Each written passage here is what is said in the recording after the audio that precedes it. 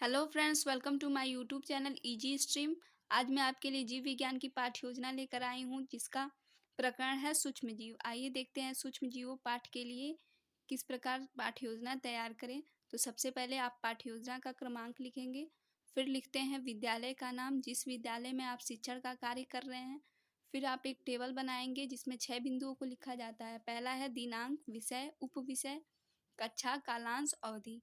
दिनांक में जिस डेट में आप शिक्षण का कार्य कर रहे हैं, विषय विज्ञान है, उपविषय जीव विज्ञान है, कक्षा है, कक्षा 6th के लिए ये पाठ्य योजना तैयार किया गया है। कालांश है सेकेंड और अवधि 35 मिनट, कहीं कहीं 40 या 45 मिनट भी होता है, तो आप अपने विद्यालय के अनुसार यहाँ पे लिख सकते हैं। फिर आता है टॉपिक, तो हमारा टॉपिक है सूक्ष्म जीव। उसके बाद हम उद्देश्य को लिखते हैं। उद्देश्य में 2 तरह का होता है, एक सामान्य उद्देश्य और भी एक विशिष्ट उद्देश्य। तो सामान्य उद्देश्य में आपके विषय से संबंधित होता है, तो ये विज्ञान विषय से है, तो आप पिछले वीडियो में आप जो सामान्य उद्देश्य लिखेंगे वही इस वीडियो में भी लिख सकते हैं। तो विशिष्ट उद्देश्य में शिक्षणोपरांत छात्र, इसमें 3 तरह का होता है, ज्ञानात्मक, बोधात्मक और अनुप्रयोगात्मक। तो ज्ञानात्मक में पहला हो जाएगा, छात्र सूक्ष्म जीवों के समस्त जीवों के बारे में बता सकेंगे। दूसरा, छात्र सूक्ष्म जीवों की पहचान कर सकेगा। बोधात्मक में पहला हो जाएगा, छात्र सूक्ष्म जीव और बड़े जीवों में अंतर कर सकेगा। दूसरा हो जाएगा, छात्र सूक्ष्म जीवों का बोध कर सकेगा। अनुप्रयोगात्मक में छात्र सूक्ष्म जीवों की जानकारी प्राप्त करके उसके लाभ व हानि को जानकारी सहित दूसरों को बता सकेगा तथा अपने जीवन में इसका उपयोग कर सकेगा। उसके बाद लिखते हैं शिक्षण सहायक सामग्री। शिक्षण सहायक सामग्री में आप टीचिंग के लिए जितना भी मटेरियल यूज करेंगे वो सब लिख सकते हैं। पहला है लपेट, श्यामपट्ट, चौक, डस्टर, चार्ट इत्यादि। पूर्व ज्ञान, छात्र अपने आसपास पाए जाने वाले सूक्ष्म जीवों के बारे में सामान्य जानकारी रखता है। फिर आपका आता है प्रस्तावना का प्रश्न। प्रस्तावना का प्रश्न अपना टॉपिक निकलवाने के लिए बनाया जाता है। तो इसमें आप एक टेबल बनाएंगे जिसमें 3 कॉलम बनाएंगे। पहले में क्रमांक, दूसरे में छात्राध्यापिका कथन या क्रिया और दूसरे में छात्र या छात्रा कथन या क्रिया। तो पहला आपका क्वेश्चन रहेगा, हमारे आसपास जल के कौन कौन स्रोत हैं? तो बच्चे बताएंगे नदी, तालाब, झील इत्यादि। इसी से रिलेटेड आप दूसरा प्रश्न पूछेंगे, तालाब का पानी क्यों नहीं पिया जाता है? तो बच्चे बताएंगे तालाब का पानी गंदा होता है। फिर इसी से रिलेटेड आप तीसरा प्रश्न पूछेंगे, तालाब का पानी गंदा क्यों होता है? तो बच्चे बोलेंगे तालाब के पानी में छोटे छोटे जीव होते हैं। तो आप इससे रिलेटेड चौथा प्रश्न पूछेंगे, छोटे छोटे जीवों को क्या कहा जाता है? तो छात्र बताएगा या फिर उसको जो भी पता होगा वो बताएगा। वो आपका समस्यात्मक प्रश्न हो जाएगा। इससे आपका प्रकरण निकल जाएगा सूक्ष्म जीव।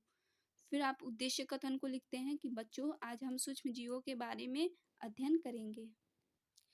फिर आप प्रस्तुतिकरण के लिए टेबल बनाते हैं जिसमें 4 कॉलम बनाएंगे। पहले में क्रमांक, दूसरे में शिक्षण बिंदु, तीसरे में छात्राध्यापिका कथन या क्रिया, चौथे में छात्र या छात्रा कथन या क्रिया। तो पहला आपका शिक्षण बिंदु है सूक्ष्म जीवों का परिचय। तो इसमें आप विकासात्मक प्रश्न करेंगे। पहला है, हम आज का पकाया भोजन 2 दिन बाद क्यों नहीं खाते हैं? तो छात्र या छात्रा कथन होगा, भोजन खराब हो जाता है। फिर आप दूसरा प्रश्न पूछेंगे, भोजन किस कारण खराब हो जाता है? तो बच्चे बोलेंगे बैक्टीरिया के कारण। फिर आप तीसरा प्रश्न पूछेंगे, बैक्टीरिया क्या है? तो बच्चे बोलेंगे सूक्ष्म जीव। फिर आप सूक्ष्म जीव से रिलेटेड चौथा प्रश्न पूछेंगे, सूक्ष्म जीव किसे कहते हैं? तो बच्चे को जो भी पता होगा बताएगा।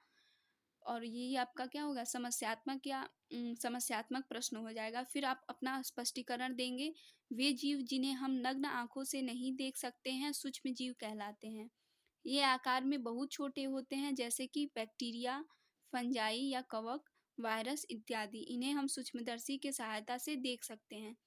छात्र क्रिया में छात्र ध्यानपूर्वक सुनेंगे, समझेंगे तथा तथ्यों को नोट करेंगे। दूसरा शिक्षण बिंदु हो जाएगा सूक्ष्म जीवों के प्रकार। तो पहला आप विकासात्मक प्रश्न करेंगे, सूक्ष्म जीव कहाँ कहाँ पाए जाते हैं? तो बच्चे बोलेंगे हवा में, गंदे तालाबों में इत्यादि। फिर आप दूसरा प्रश्न पूछेंगे, सूक्ष्म जीवों के उदाहरण बताइए। तो बच्चे बताएंगे प्रोटोजोआ, जीवाणु, अमीबा, एक कोशिकीय जीव। फिर आप पूछेंगे अमीबा क्या है? तो बच्चे बोलेंगे अमीबा एक कोशिकीय जीव है। फिर आप चौथा प्रश्न पूछेंगे, कोशिका के आधार पर जीव कितने प्रकार के होते हैं? तो ये छात्र मौन हो जाएगा। तो फिर आप यहाँ पे अपना स्पष्टीकरण देंगे।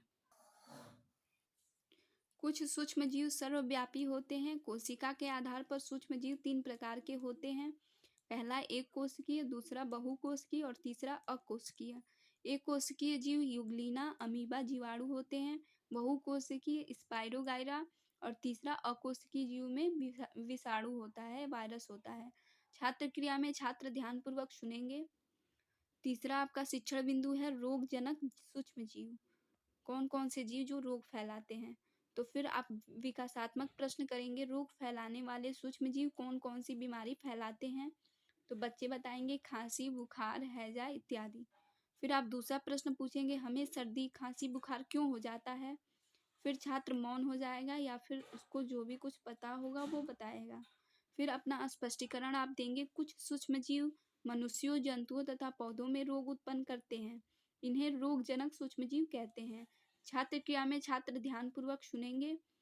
आप एग्जाम्पल बताएंगे, जैसे क्षय रोग, बैसिलस ट्यूबर कोलाई फेफड़ों को ही नष्ट कर देते हैं।